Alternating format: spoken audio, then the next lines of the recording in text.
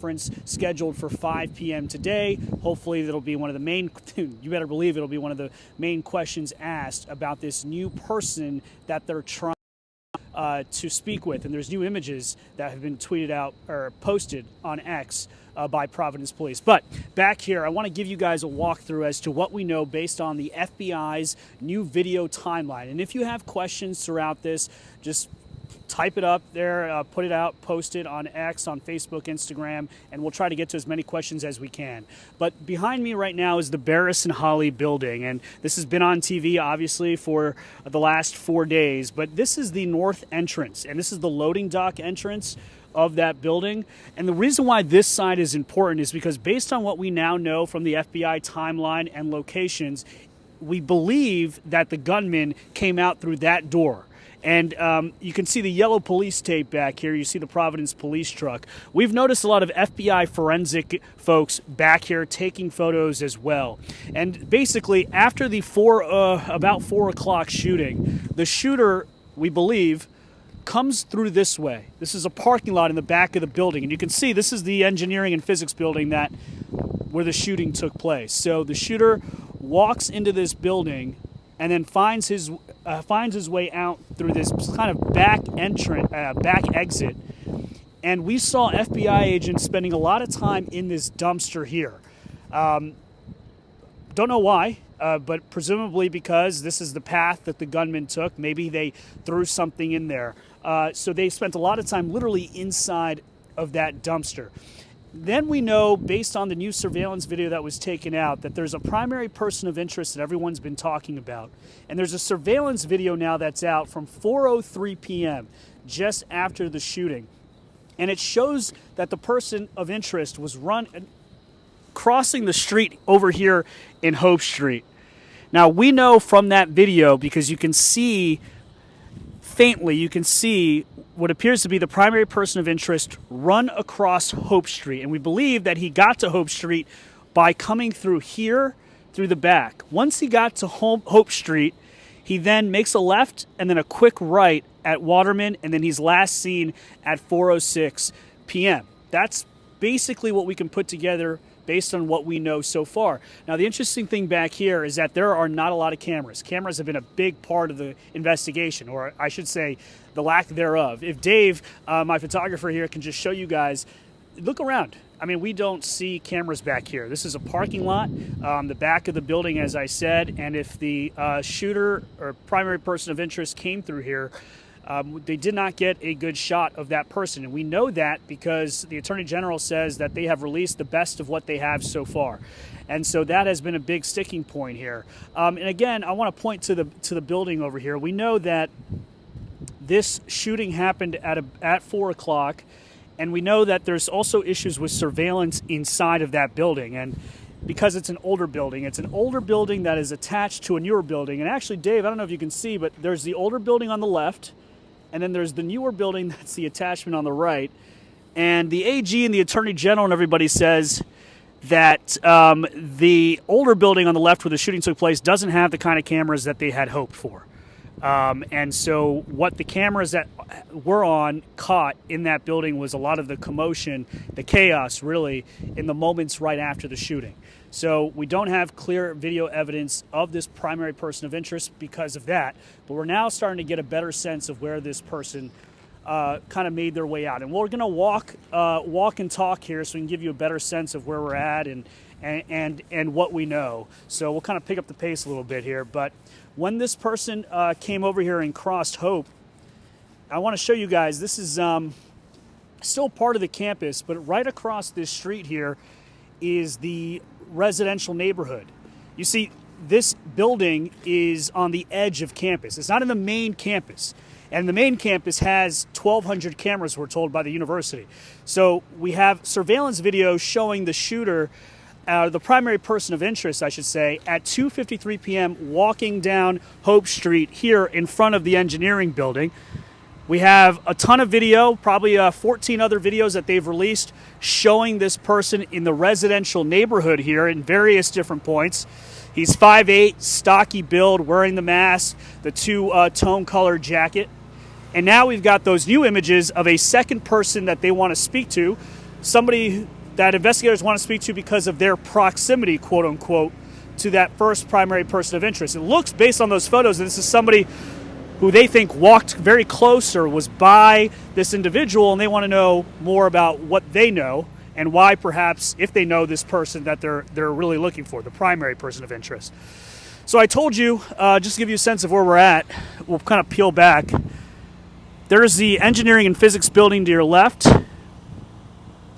Okay, and then we think that the gunman or primary person of interest that they're looking for came through back over here and then crossed. There's a surveillance video out there that shows the primary person of interest crossing here, going across Hope Street, and then turning the corner over there on Waterman and Hope and escaping. And again, this is the very edge of campus. Okay, so all of that over there is residential, there's businesses. That first surveillance video that everybody saw in the very beginning of all of this was actually captured by that camera on the top left of that building there. That was that video where you saw just kind of the back of the man turning over here on Hope and Waterman. So that gives you more of an idea of where we're at. And I'll actually walk over here. We'll cross the street over here. So the entire time that everyone's had a lot of questions here about the lack of video, I think it's important that we give people, let's not get in traffic, we'll go over here, give people an idea of the proximity of where everything is, because there's been obviously a ton of questions about the video and the evidence and how could the campus not have as many cameras as they do and all of that. So I'm going to try to hastily make my way to the other side of the building here. And in the meantime, if you guys have any questions at all or any comments or anything that we want to kind of read on here, just send them my way. You can see there's news crews here.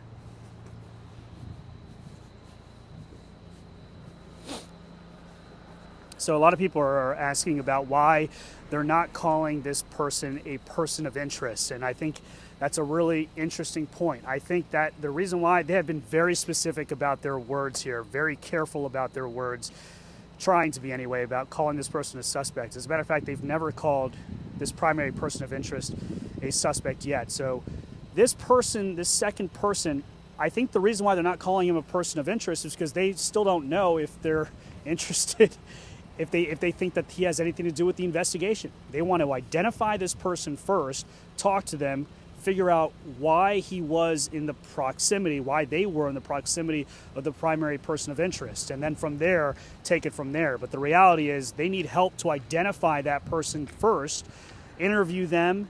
It even says, the police say they want to interview this person and then see what they know before they elevate it. But there's a press conference, there's a news conference today at 5 p.m. And again, that'll be front and center.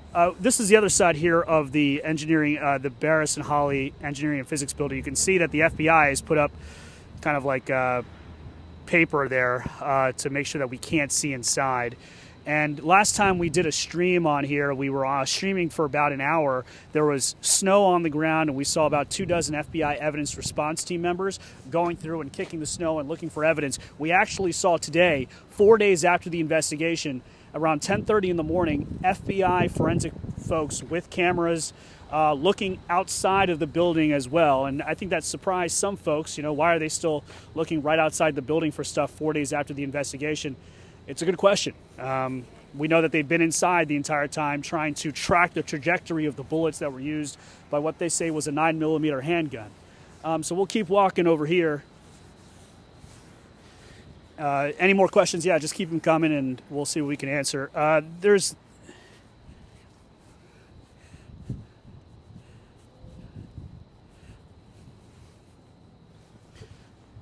So this is a question about if they've interviewed any of the students and why can't we hear more about their experiences. This has actually been a frustrating point for us. We're trying to interview people that were in that classroom, and in fact the university is trying to too. It was curious because right after the shooting, Brown University canceled classes, canceled final exams, canceled projects, and sent everybody home. And then 2 days later, Brown University sent out an alert saying they want to speak to anybody who was in this building the day before and the day of the shooting. And they said that they are still conducting interviews and urging people to step forward with any information. We know there is a Jared Spears who was wounded, shot in the back while inside the classroom, who spoke to some media today. And he's in the hospital with his grandfather, and says that the shooter came into the building and into the classroom, I should say, when the students were just about to leave. They had just stood up after the optional final exam review for the principles of economics in the classroom on the first floor when the shooter came in and opened fire. He was hit in the back, but Jared, at least from the reports I've seen, did not offer, and we've reached out, has not offered a description of that person. And there has been some contrary witness testimony here, specifically from the teacher assistant who spoke to ABC News, Joseph Aduro, who says that he made face-to-face contact with this shooter and that the gun that he had was so big and so long, which is contrary to what the police say was the weapon that was used, which was a 9mm handgun. That is another main question we want to ask at the news conference at 5 p.m. So we'll keep walking. You see the yellow tape. This is another entrance here on the east side of the building. We don't really notice any cameras out here either. We don't know how the gunman got into the building. We just showed you the back entrance based on a surveillance video of where, and based on the focus of what we've seen out here with our own eyes, how we think the primary person of interest, the gunman, may have escaped the building, but we don't know how they got in. So we'll keep walking. And now we're gonna,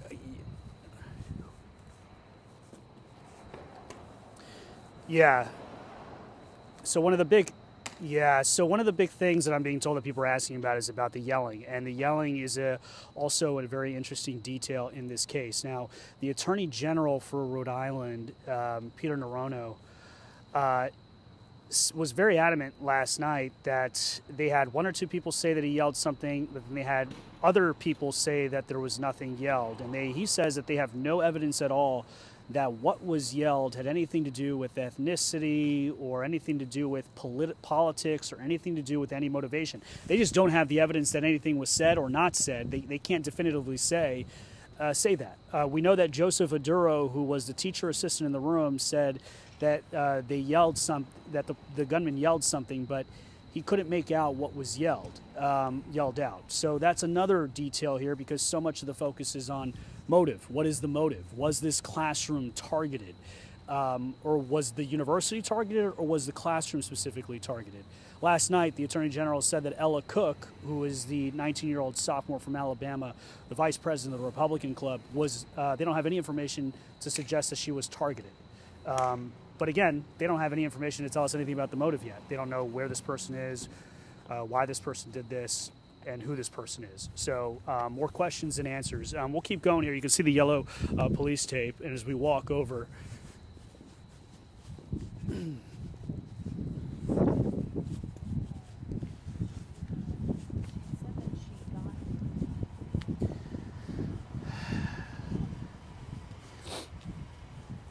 so we'll show you this entrance over here on this side. The doors, remember, the doors were opened, and the doors were unlocked. I don't want to say open. The doors were unlocked. But that's a normal thing according to Brown University. They released a statement saying that this is kind of an open campus, and during final exams, it's not unusual for the outer doors of these buildings to be unlocked, and so they were. So again, how did the gunman come in? Was it the other side? Was it this side? There's a video at 2:53 p.m. showing the primary person of interest walking down this sidewalk. And remember, the shooting was at 4 o'clock. And the police say that this person was scoping this area since 10:30 in the morning. So you have somebody 5.5 hours before the shooting who they have seen walking around this area, the residential area, walking up this sidewalk, canvassing. So it'll be interesting to see ultimately where the investigation shows how the gunman or where the gunman got in. Earlier today, we saw the FBI evidence teams actually over here. I mentioned that earlier. they were going through the bushes and taking photos over here, which is, I got to say, a little unusual. Just given, I mean, maybe it's not unusual. I'm not an expert investigator, but 4 days out to, just 2 days ago, we were seeing forensic evidence teams right outside of the main scene looking for stuff. 4 days out, we had them out here still looking for stuff, taking photos. So, this is still very much an active scene. There are questions about. There are questions out there about security on campus, and it's frankly a good question, because the mayor, Brett Smiley of Providence, keeps telling people that there is no credible specific threat to the community at Brown or Providence. So he says that it's okay for people to live their lives, and that they've increased the police presence. We have seen patrol car after patrol car making their rounds in this area, and I got to say, a lot of the students have left already. The university had encouraged that after the shooting, like I said, canceling exams and projects and classes. So yeah, it doesn't feel unsafe, but I got to, there are people here who have said that they feel confused, anxious, worried, and for good reason. And I think it's because of the state of the investigation, not knowing where this person is. But the mayor and the authorities continue to say that even though they don't know where this person is, they think that people are safe enough given the increased police presence. We also know the Providence police called in more police units from neighboring towns in Rhode Island. They specifically did that to help, and I think part of that was so that Providence police officers can focus their attention on this case, while other police officers may take the normal day-to-day calls that may come in to the police.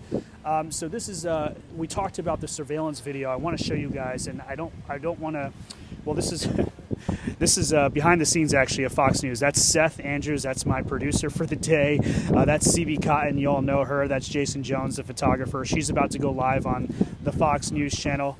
She'll go on with America Reports, I believe. The surveillance camera that we're talking about, the one that captured the primary person of interest at 4:03, in the moments after the shooting, was actually captured by that camera right there on the top of the blue emergency light. You see all of these on campus. So that camera all the way up there is what captured the gunman. What's interesting is how far away it is from where the primary person of interest was seen. Dave, if you actually go down this sidewalk, that camera captured the guy running past the second light, past where you see that news crew, all the way down there, passing Hope Street. So that's the best video they have of this person leaving the building that we know of after the shooting. We also don't know, it looks like there's multiple lenses in there. It looks like it doesn't necessarily go 360, but it'll be interesting to see what the footage may show. If they may have perhaps caught the shooter going through this door, I don't know. They haven't released that footage. One would imagine they would if it was good. They told us they would release all the best footage they have, and so that's really the state of the scene right now, everybody. A lot of, again, we're going to keep following.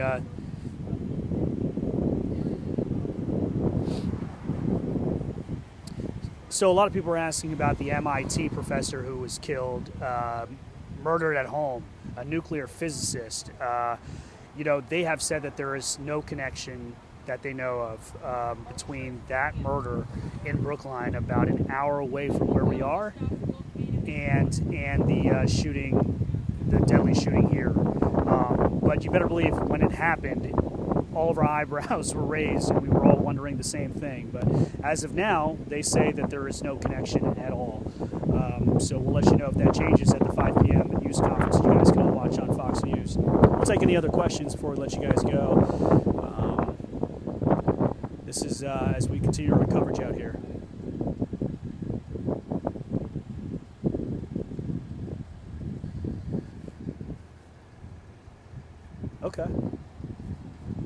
Okay.